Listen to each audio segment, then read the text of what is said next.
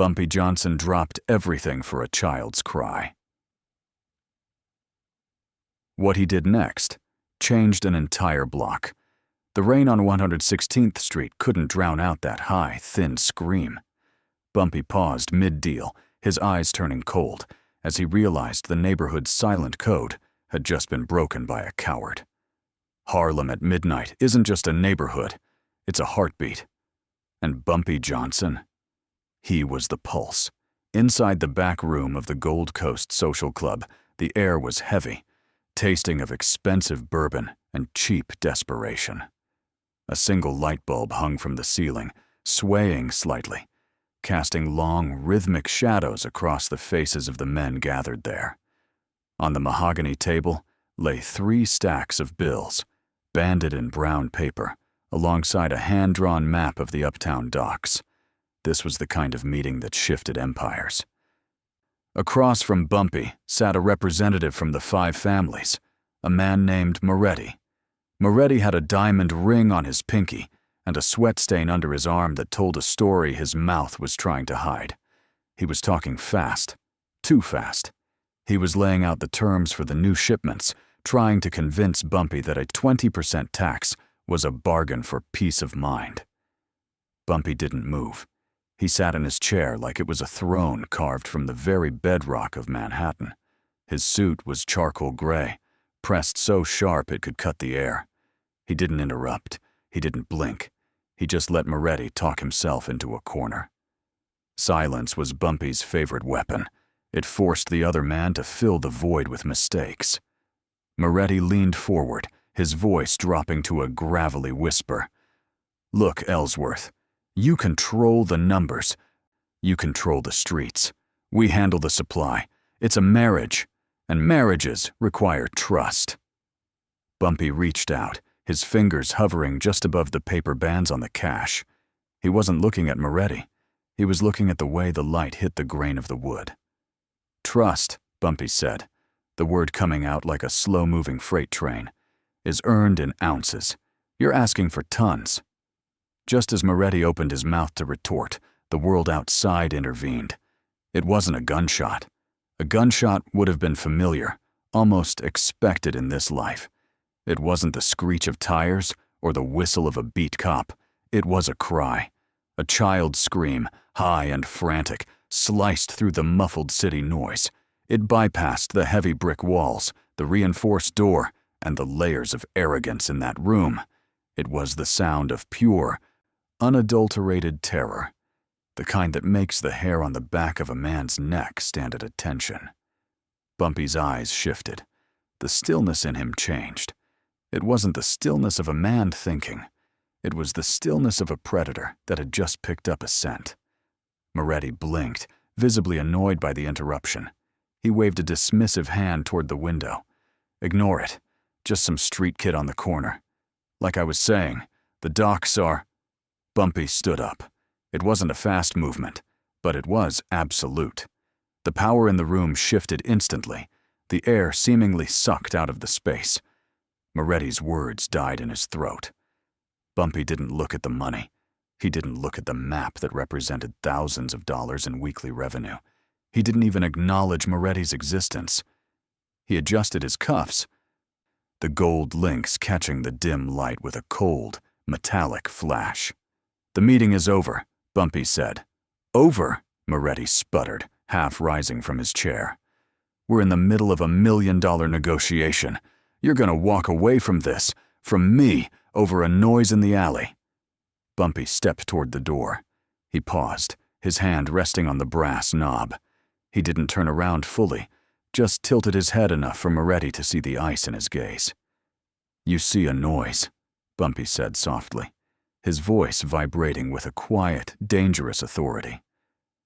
"I see a hole in my fence. And in Harlem, nothing happens on my watch that I don't account for." He opened the door and walked out into the hallway, leaving the cash, the map, and the man from downtown sitting in the silence of their own insignificance. The street was calling. And for Bumpy Johnson, the street always came first. The cool night air hit Bumpy like a reminder. Behind him, The Gold Coast was a world of velvet and hushed lies. In front of him, Harlem was breathing, thick, wet, and heavy. He stepped out onto the sidewalk, his polished Oxfords clicking against the damp concrete. He didn't run. A king never runs. He walked with a measured pace, his shadow stretching long under the flickering amber glow of the streetlights. The sound of the scream had died down, replaced now by a low, jagged sobbing that tore through the usual hum of the city. A circle had already formed near the mouth of the alley. It was a crowd made of the night shift workers, the corner boys, and the women watching from their brownstone windows. But as Bumpy approached, the circle didn't just break, it dissolved. Men stepped back into the brickwork. Voices that were whispering a second ago vanished into the mist. In the center of the clearing stood a man in a loud, checked coat. He was sweating despite the chill, holding a small, trembling paper bag like it was a trophy. At his feet, a young woman was huddled on the ground, her coat torn at the shoulder, clutching a boy no older than 6. The child wasn't crying anymore. He was staring at the man in the checked coat with eyes that had seen too much, too soon. The man in the coat, a local hustler named Snake, who thought he was bigger than his reputation, was still riding the high of his own cruelty. "I told you, Mary, you don't pay the tax, you don't keep the groceries. That's the way the world works." Snake didn't notice the shift in the atmosphere at first. He didn't feel the sudden drop in temperature that happened whenever Bumpy Johnson entered a space. He was too busy looking down to see who was looking up. Bumpy stopped 5 feet away. He didn't pull a gun. He didn't even clench his fists. He simply stood there, his hands resting naturally at his sides, his face a mask of absolute, terrifying calm. "Snake," Bumpy said. The name wasn't shouted. It was a soft, rhythmic vibration. Snake froze. The bravado drained out of his face so fast, it looked like his skin had turned to ash. He turned slowly, the paper bag crinkling in his grip. He looked at Bumpy, then he looked at the crowd, then he looked at the ground. He knew he was standing in a courtroom, and the judge had already reached a verdict. "Bumpy," Snake stammered, his voice jumping an octave. I was just explaining the rules. She's behind on the rules," Bumpy interrupted, his voice like silk over a razor blade. He looked down at the woman on the ground. He didn't offer her a hand yet. He didn't want to startle her further. Instead, he looked at the boy. He saw the terror in the child's eyes, and for a split second, a flash of something ancient and protective flickered in Bumpy's gaze. "You think the rules include making a child scream on my street?" Bumpy asked. He took 1 step forward, just one. Snake recoiled as if he'd been hit by a physical blow. The paper bag slipped from his hand, hitting the pavement with a dull thud. An orange rolled out, bright and out of place against the gray grime of the gutter. "I didn't mean nothing by it, Bumpy. Truly. I was just—" Bumpy raised a hand, a small, controlled gesture that silenced the man instantly. The silence that followed was heavy, enough to make a man's heart hammer against his ribs. Bumpy looked around the circle of witnesses. He saw the fear in their eyes, but he also saw the expectation. They weren't just watching a confrontation. They were watching to see if the protector they believed in actually existed. "Pick up the bag," Bumpy commanded. Snake scrambled to his knees, his fingers fumbling as he shoved the spilled groceries back into the torn paper. He looked like a dog begging for a scrap. "Now," Bumpy said, his eyes never leaving Snake's, "you're going to walk this lady and her son to their door. You're going to carry that bag like it's made of gold. And then, you're going to wait for me at the corner of 120th. Don't run, Snake. The world is a very small place when I'm looking for someone." Snake nodded frantically, his breath coming in ragged gasps. He helped the woman up, his touch now as gentle as a nurse's, his face pale with the knowledge of what was coming. Bumpy watched them walk away. He stood in the center of the sidewalk, the king of Harlem, measuring the weight of the debt that had just been incurred. He hadn't raised his hand, but he had already broken the man. He turned his head slightly toward the shadows of a nearby doorway, where a young man was watching intently. "Go find out where Snake gets his orders," Bumpy said to the shadows. "I want the root, not just the branch." Bumpy didn't use sirens, and he didn't need a badge. His authority moved through Harlem like a low-frequency hum, felt in the marrow of the bones before it was ever heard by the ear. He walked north, away from the flickering neon of the main drags and into the deeper, quieter veins of the neighborhood. Here, the brownstones stood like silent sentinels, their stoops crowded with the people who saw everything and said nothing to the police. But for Bumpy, the rules were different.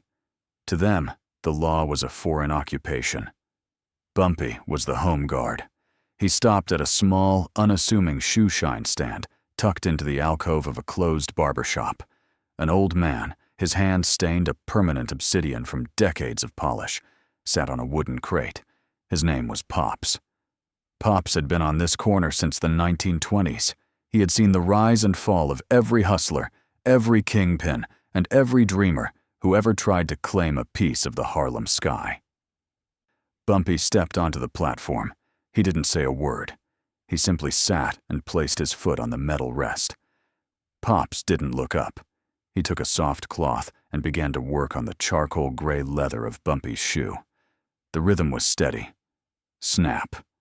Rub. Snap. "The air is heavy tonight, Ellsworth," Pops murmured, his voice sounding like dry leaves skittering across a sidewalk. "It's a bit thick, Pops," Bumpy replied. He leaned back, his eyes scanning the dark windows across the street. "Found a weed in the garden tonight. A man named Snake thought he could tax a mother's groceries." The cloth paused for a fraction of a second. Snap. "Snake is a small man," Pops said. "Small men don't grow that kind of nerve on their own. They get fed by someone who wants to see how much the ground can take before it cracks."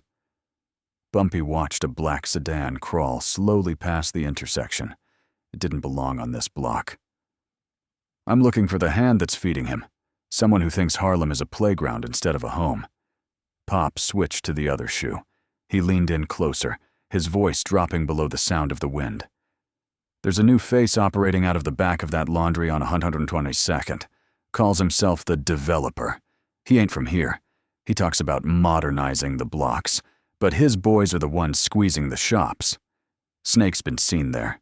He leaves with a full pocket and a hollow heart." Bumpy nodded slowly.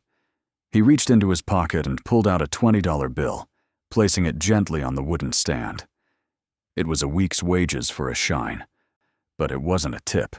It was a tribute to the man who kept the records of the street. "The laundry," Bumpy repeated. The word felt cold.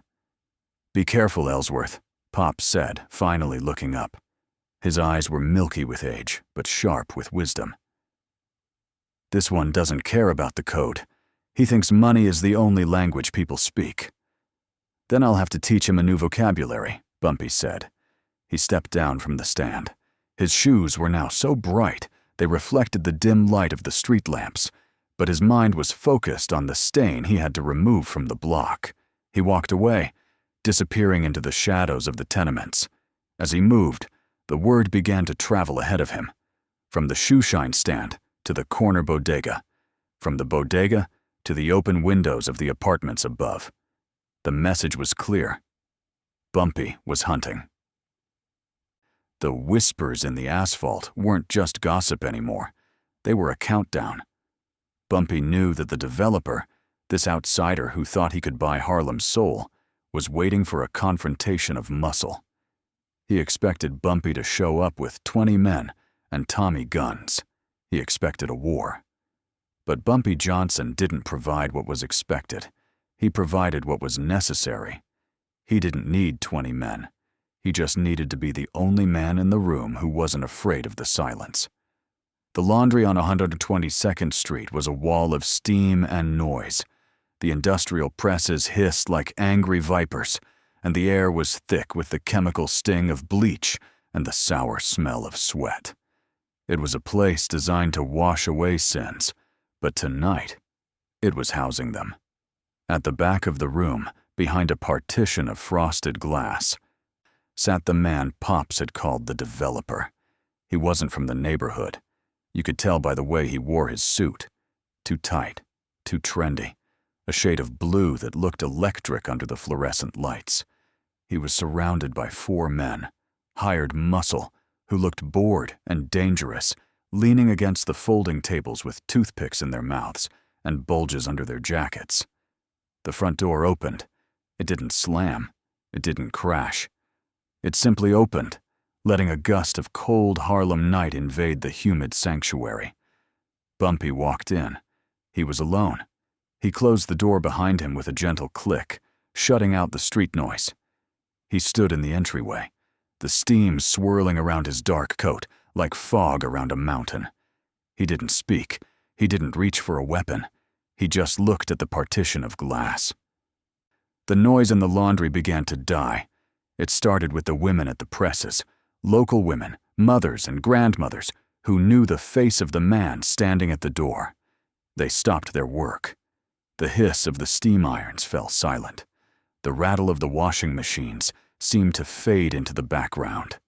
One by one, the workers stepped back, their eyes wide, pressing themselves against the walls to clear the floor. They weren't afraid of Bumpy. They were clearing the stage for him. The silence crept over the partition. The developer looked up, annoyed. "Why'd the noise stop? I'm paying for efficiency, not—" He saw Bumpy. The developer stood up, adjusting his tie. His 4 guards straightened, hands drifting toward their waistbands. "Who's this?" the developer asked, trying to sound bored, though his eyes darted to the door to see who was backing this intruder up. When he realized Bumpy was alone, a smirk touched his lips. "You lost, old man? This is a private business." Bumpy walked forward. His steps were slow, deliberate beats on the concrete floor. He stopped 10 feet from the partition. He looked at the 4 guards, young men, faces he didn't recognize, imported trouble. "You're breathing my air," Bumpy said. The voice was low, barely a whisper, but it carried across the silent room like a thunderclap. The developer laughed, a nervous, high-pitched sound. "Your air? I bought the lease on this building last week. I own the air, the floor, and the water in the pipes." Bumpy didn't look at the developer. He kept his eyes on the guards. "You boys are standing between a man and his mistake. That's a dangerous place to stand. I'm going to count to 3. If you're still here, you're part of the debt." "Get him out of here," the developer barked, pointing a shaking finger. The lead guard stepped forward, pulling a snub-nosed revolver from his belt. "You heard the man. Turn around, Pops, or I'll—" Bumpy didn't flinch. He didn't even blink. He looked the guard in the eye with a gaze so devoid of fear, so full of absolute, crushing certainty, that the boy hesitated. In that hesitation, the power in the room flipped. Bumpy wasn't the intruder anymore. He was the landlord. "1," Bumpy said. The air in the room felt suddenly thin. It was as if Bumpy was inhaling all the oxygen, leaving nothing for anyone else. The guard looked at Bumpy, then at the developer, then at the terrified workers lining the walls. He realized suddenly that this wasn't just a man in a coat. This was the city itself standing in front of him. 2. The guard looked at his gun. It felt heavy, useless. He looked at the developer, who was sweating now, the bleach smell masking the scent of his fear. The guard realized that no paycheck was worth standing in front of a train. He holstered the gun. He put his hands up, palms open. "I'm out," he muttered. He walked past Bumpy, eyes on the floor, and out the front door. The other 3 looked at each other, the spell of their invincibility broken. They saw the calm. They felt the pressure. It was physical, a weight pressing down on their chests. Without a word, they followed the first man, filing past Bumpy like parishioners leaving a church, leaving the developer alone in his glass cage. Bumpy turned his gaze to the man in the blue suit. The developer was alone now, stripped of his wall, naked in his ambition. 3, Bumpy whispered. The room was silent, save for the dripping of a leaky pipe. Bumpy stepped toward the partition. The violence hadn't happened, but the destruction was total. He had dismantled the fortress without throwing a punch. The distance between the doorframe and the desk was only 5 paces, but for the developer, it must have felt like a walk to the gallows. Bumpy unbuttoned his jacket and sat on the edge of the developer's desk. He didn't sit like a guest. He sat like he was testing the furniture in a house he had just foreclosed on. The developer was pressed back in his swivel chair, the leather creaking under the strain of his trembling. "I can pay you," the developer stammered, his hands hovering over a checkbook. "Whatever Snake owed, whatever the woman owed, I'll cover it. Double. Triple. We can be partners, Mr. Johnson. I bring the investment, you bring the protection. It's simple math." Bumpy picked up a heavy crystal ashtray from the desk. He turned it over in his hands, inspecting the facets. "Math," Bumpy mused. "That's your problem. You think Harlem is an equation. You think if you subtract the dignity from a block, you can add to your bottom line." He set the ashtray down. The sound was a sharp clack that made the developer flinch. "You gave a weak man a little bit of power," Bumpy continued, his voice dropping to a register that vibrated in the floorboards. "You sent a rat like Snake out to terrorize a mother and her child. You made a boy cry on my sidewalk because you wanted a few extra dollars from a grocery bag." Bumpy leaned in. The smell of his cologne, expensive, subtle, sandalwood, overpowered the bleach. "I don't want your money," Bumpy said. "Money is for things you buy. Respect is for things you earn. And you? You're bankrupt." The developer swallowed hard, his Adam's apple bobbing. "So, what do you want?" Bumpy stood up. He walked to the window that looked out onto the alley. "I want you to leave, not just this building. I want you to leave this borough. I want you to go back to wherever it is you came from. And I want you to tell your friends that Harlem is closed for business." "I have a lease," the developer protested, a flash of desperate anger cutting through his fear. "I have rights," Bumpy turned back. The look on his face was one of profound, exhausted disappointment.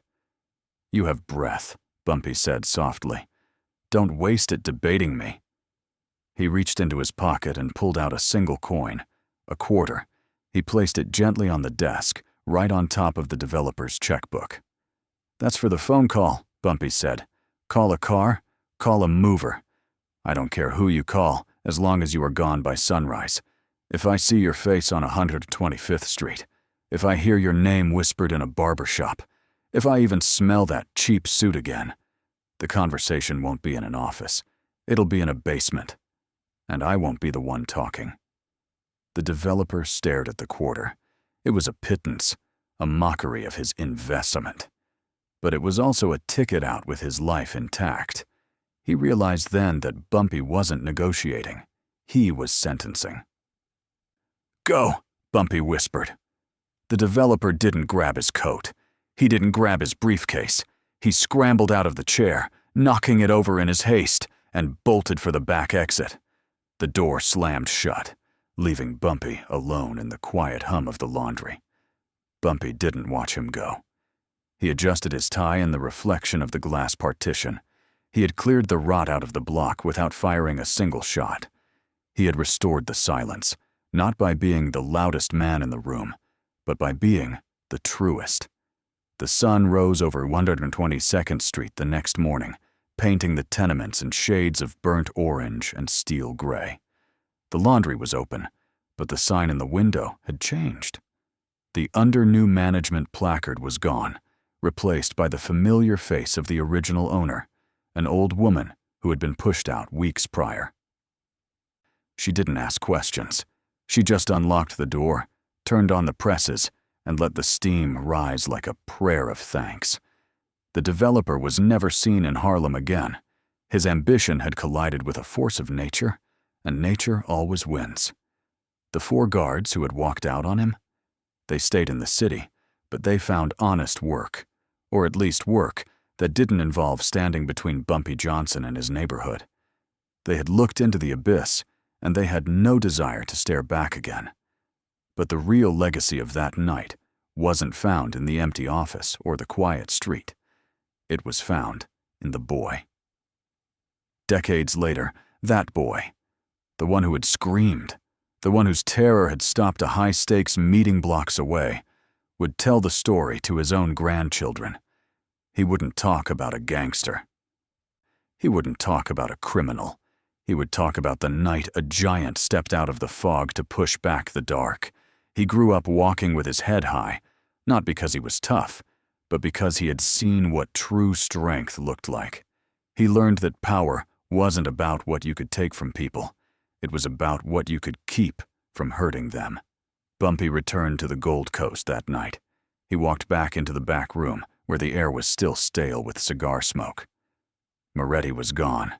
The money was gone. The deal had vanished. Most men would have been furious.